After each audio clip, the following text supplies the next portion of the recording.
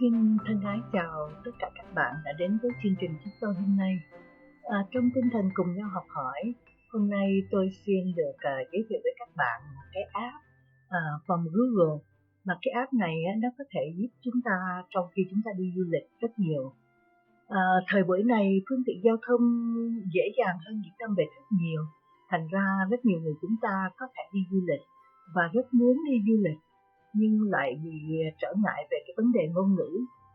Khi chúng ta đến một cái phi trường hay là trạm xe lửa ở một cái nước ngoại quốc mà chúng ta không hiểu những cái bảng chỉ dẫn hoặc là tên đường thì rất là khó khăn cho chúng ta, phải không các bạn?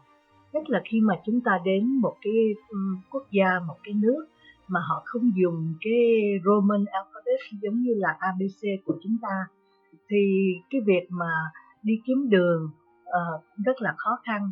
Đã vậy, cái khi mà nếu mà chúng ta một thú vui khi mà đến một nước ngoài là mình muốn đi vào mình ăn những cái thức ăn bản xứ, nhưng có những tiệm trong menu nó chỉ có để một thứ tiếng thôi mà mình lại không biết cái thứ tiếng đó, thành ra cũng hơi không có được vui, phải không các bạn? Thành ra nếu mà mình kiếm được cái cách gì mà để mà có thể giúp chúng ta trong cái vấn đề đó thì sẽ làm cho cuộc đi chơi của chúng ta sẽ thú vị hơn. Thì hôm nay tôi thấy hiện bây giờ là có một cái app tên là Google Translate. Cái app này á thì giống như các bạn đã đoán được từ cái tên của nó là để thông dịch những ngôn ngữ, từ ngôn ngữ này qua ngôn ngữ khác. Hiện bây giờ á, là nó đã có thể thông dịch được hơn 100 ngôn ngữ rồi các bạn. Thành ra mình đi tới nước nào mình cũng có thể dùng được. Rồi thứ hai nữa đó, cái app đó nó free từ Google. Mình chỉ có cần mở một cái account từ Google là mình có thể sử dụng được liền. Và cái app này mình có thể mình dùng cho cả iPhone hay là Android phone đều được hết.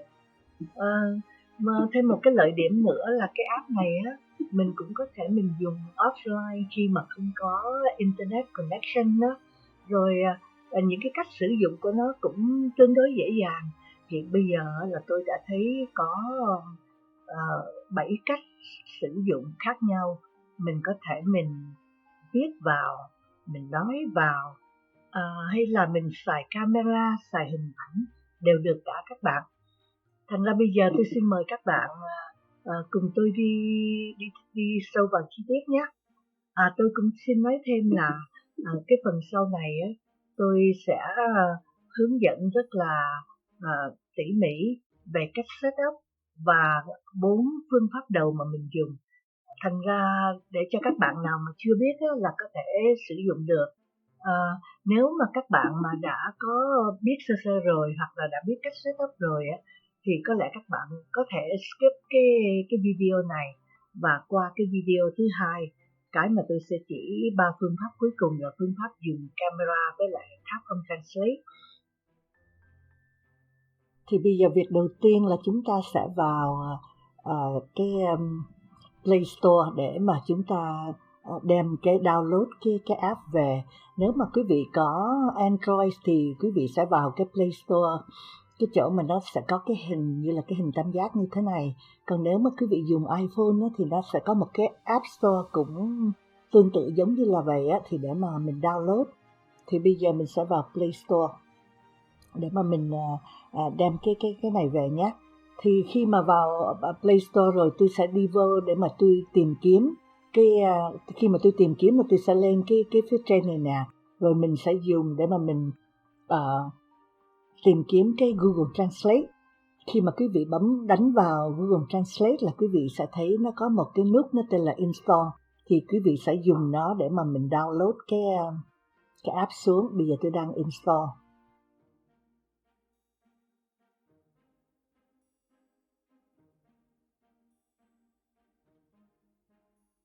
Khi mà nó install xong thì các bạn sẽ thấy nó sẽ có một cái nút khác nó tên là Open.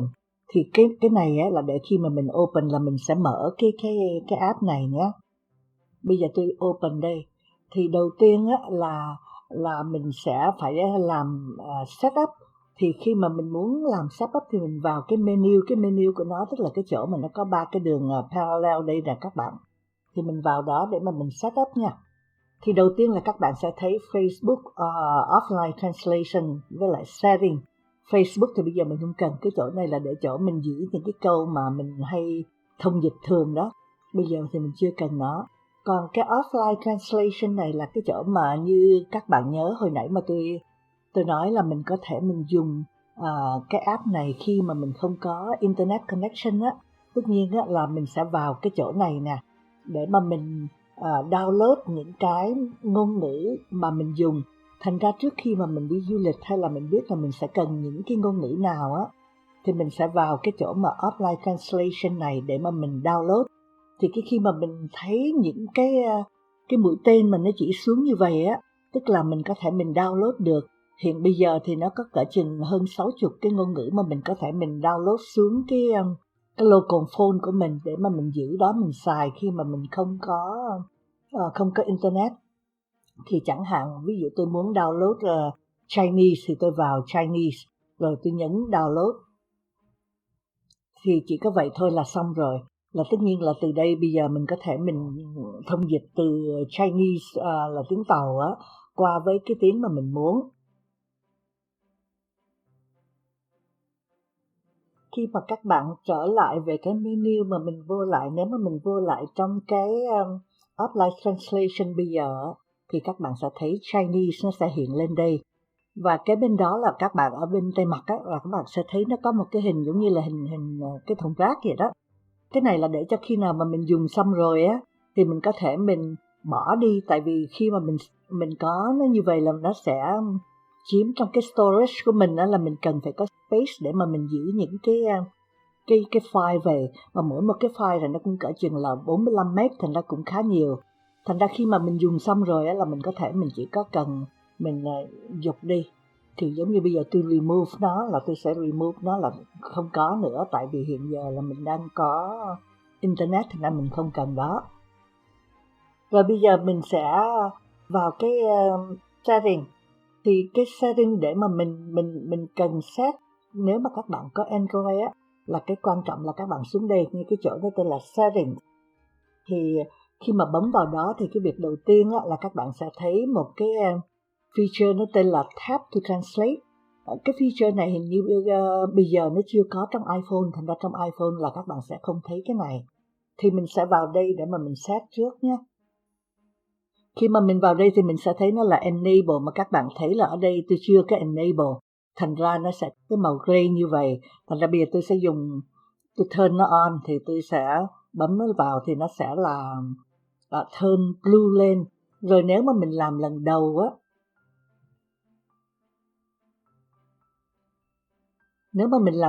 á, thì nó sẽ hỏi mình turn on cái permission là để cho mình cho cái app này nó được dùng với những cái app khác nữa. Thành ra tôi sẽ đồng ý cho nó bằng cách là turn cái này on cho nó ra một blue luôn. Thì chỉ có như vậy là kể như là xong cái phần Tap to Translate rồi. Bây giờ tôi sẽ đi ngược lại cái setting. Thì cái thứ hai là cái mà mình muốn dùng nữa là cái mà prefer language. Thì cái prefer language này là chỉ là mình chỉ có cho nó biết là cái ngôn ngữ nào mà mình dùng nhiều nhất. Thì trong này bây giờ tôi để là English với Vietnamese. Thì khi mà quý vị bấm vào đó thì quý vị sẽ set tùy theo cái ngôn ngữ mà quý vị muốn xài. Thì chỉ có như vậy thôi là kể như là mình xong với cái phần setup rồi rồi đó các bạn. Các bạn nào mà dùng iPhone á, thì cái cách setup nó hơi khác một tí xíu, nhưng mà nó lại càng dễ dàng hơn nữa. Đây là cái trang setup của bên iPhone. Như các bạn thấy nó cũng có offline translation, thì các bạn cũng vào dùng giống như là bên Android vậy đó. Bên iPhone thì nó không có cái tab to translate để mà mình dùng giống như bên Android, thành ra các bạn không có phải làm gì cả. Các bạn chỉ có phải vào cho nó biết là cái ngôn ngữ mà mình thích là ngôn ngữ nào. Chỉ có như vậy thôi. Còn cái trang homepage của Google Translate á, nó cũng giống như là bên Android vậy. Thành ra cách sử dụng mà của 4 phương pháp đầu á, nó cũng giống như là bên Android, không có gì khác cả. khi các bạn muốn thay đổi ngôn ngữ thì sẽ nhìn vào hai bên tay trái là cái ngôn ngữ mà mình muốn dùng nó để thông dịch từ ngôn ngữ khác. Thì cái bên này các bạn sẽ thấy là nó có một cái hình tam giác nhỏ xíu ở đây nè. Thì cái khi mà mình bấm vào đó tức là nó sẽ cho mình chọn. Chẳng hạn như bây giờ tôi muốn chọn là từ tiếng Việt, thì tôi có thể là tôi chọn từ đây. Đó, tôi đánh vào tiếng Việt Nam, rồi tôi muốn dịch ra tiếng Mỹ, thì là cái phía bên tay mặt đó là cái ngôn ngữ mà mình sẽ muốn thông dịch với, thì mình sẽ đổi nó là English. Thì tôi đang đi kiếm English đây. Và cái khi mình đã có vào đây rồi, các bạn cũng nên để ý là ở đây nó có hai cái mũi tên qua lại. Tất nhiên là khi mà mình muốn thay đổi, mình switch nó đó, mình chỉ có cần nhấn vào đó là nó có thể nó thay đổi rất là nhanh chóng. Thì đó là cái chính của trên cái Google Translate. Thì bây giờ cái việc đầu tiên á, mà cái cách nó có giống như hồi nãy tôi nói là nó có tới 7 cách lận. Thì quý vị sẽ thấy đây là cái cách đầu là tap to enter text. Xong rồi quý vị sẽ nhìn xuống dưới này là quý vị sẽ thấy có voice, là cái khi mà mình muốn dùng cái tiếng nói của mình để mà mình nói vào. Hoặc là khi mà mình muốn dùng nó như cái kiểu đàm thoại, là hai người nói chuyện với nhau. Còn cái đây là khi mà mình muốn dùng, khi mà viết như là handwriting, tất nhiên là mình vẽ vào. Rồi một cách mà tôi thích là cái cách mà mình dùng camera, là để khi mà mình chụp hình, hoặc là mình dùng những cái hình ảnh, hoặc là mình import nó từ cái phone của mình vào, thì mình có thể mình dùng được hết. Thì đó là những cách xài. Thì chúng ta sẽ bắt đầu trong với lại cái mà tap to enter text nha quý vị. Thì cái cách thứ nhất là mình sẽ vào cái chỗ mà tap to enter text này để mà mình đánh vào. Thì bây giờ tôi sẽ nhấn vào đây, rồi tôi sẽ đánh vào cái câu mà làm ơn chỉ cho tôi đường đến nhà thương gần đây nhất. Thì quý vị thấy khi mà tôi vừa đánh xong là nó sẽ dịch cho tôi ngay lập tức. Mà cái khi mà quý vị vào đây rồi mà quý vị muốn mà cho nó phát âm lên đó, quý vị cũng có thể nhấn vào cái ô bật lơ đây nè. Please show me the way to the nearest hospital. Hoặc là mình muốn mà cho nó nói lên bằng tiếng Việt Nam để cho mình nghe, cũng bấm vào đây được. Làm ơn chỉ cho tôi đường đến nhà thương gần đây nhất. Đó, nhưng mà cái cách này thì nó hơi chậm, là tại vì cái keyboard của cái phone nó hơi nhỏ, thành ra mình đánh vào nó cũng hơi khó khăn. Thì cái cách thứ hai mình dùng là mình có thể mình dùng cái tiếng nói của mình để mà mình nói vào. Thì cái tiếng nói của mình là nó sẽ ngay cái chỗ cái microphone này nè. Bây giờ để tôi nhấn vào đây. Tôi sẽ bấm vào đây. Làm ơn chỉ cho tôi đường đến nhà thương gần nhất. Thì các bạn thấy là nó cũng sẽ thông dịch cho tôi liền lập tức ngay dưới đây. Cái phương pháp thứ ba mà mình dùng là để mình đàm thoại với một người khác.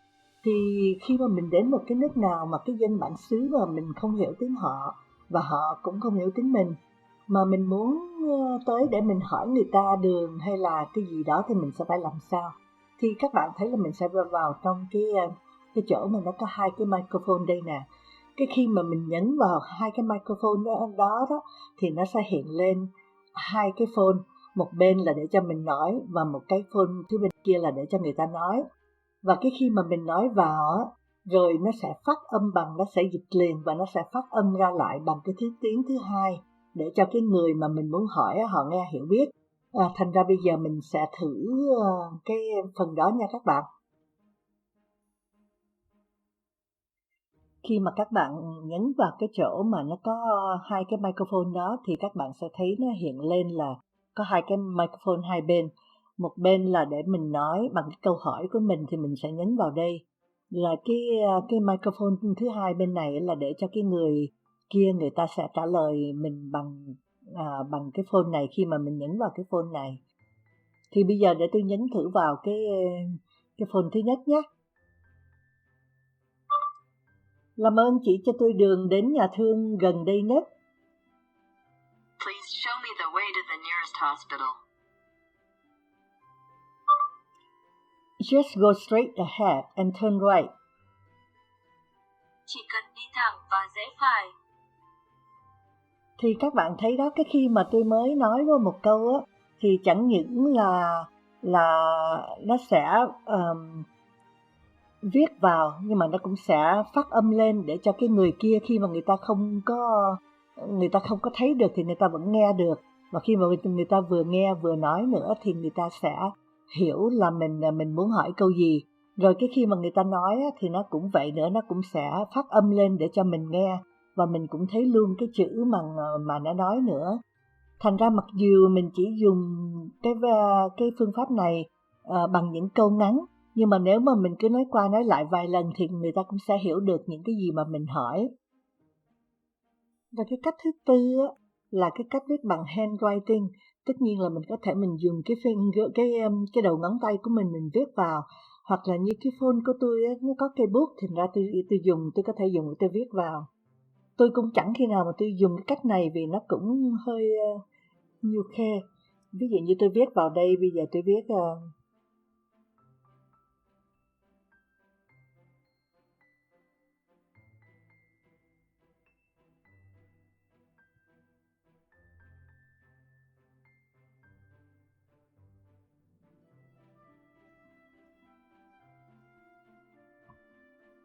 thì ra tôi viết hỏi nhà thương gần đây không, thì nó cũng dịch ra được liền là nhà thương gần đây không. Nhưng mà tôi thấy viết vậy nó cũng lâu lắc quá, thành ra chắc tôi cũng ít xài cái phương pháp này. Và thưa các bạn, bây giờ là hôm nay thì tôi cũng chỉ xin được nói về 4 phương pháp đó thôi.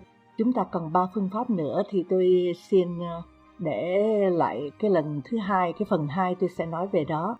Cái phương pháp mà về camera nó cũng rất là interesting, thành ra xin mời các bạn sẽ trở lại để mà chúng ta cùng học cách sử dụng những cái phương pháp mà còn lại nhé. Xin cảm ơn các bạn đã đến cùng chương trình Cùng nhau học hỏi hôm nay. Xin cảm ơn tất cả các bạn.